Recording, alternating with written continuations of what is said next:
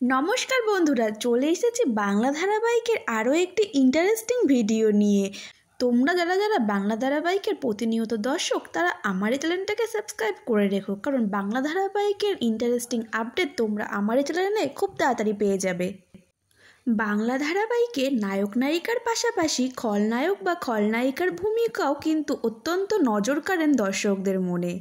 তেমনি খলনায়িকা হিসাবে অতি পরিচিত মুখ মধুরিমা বসাক ছোট পর্দায় জনপ্রিয়তা পেলেও কাজ করেছেন ওটিটি ও বড় পর্দায়।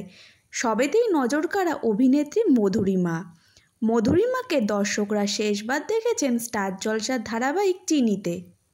তারপর মাত্র কিছুদিনের বিরতি, ফের কাজে ফিরছেন অভিনেত্রী। তবে এবার আর বাংলা নয়, সোজা পাড়ি দিয়েছেন হিন্দি সিরিয়ালে। কালার্সের দুর্গা ধারাবাহিকে দেখা যাচ্ছে মধুরিমাকে। তার চরিত্রের নাম সুহানি। এই ক্যারেক্টারটিও নেগেটিভ বলে জানিয়েছেন মধুরিমা নিজে। ইতিমধ্যেই শুটিং শুরু হয়ে গেছে। পর্দায় সম্প্রচারিতও হয়েছে ধারাবাহিকটি।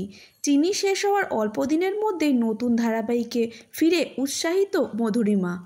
চিনি ধারাবাহিকটি শেষ হওয়ার অল্প দিনের মধ্যেই নতুন ধারাবাহিকে কাজে ফিরে উৎসাহিত অভিনেত্রী মধুরিমা।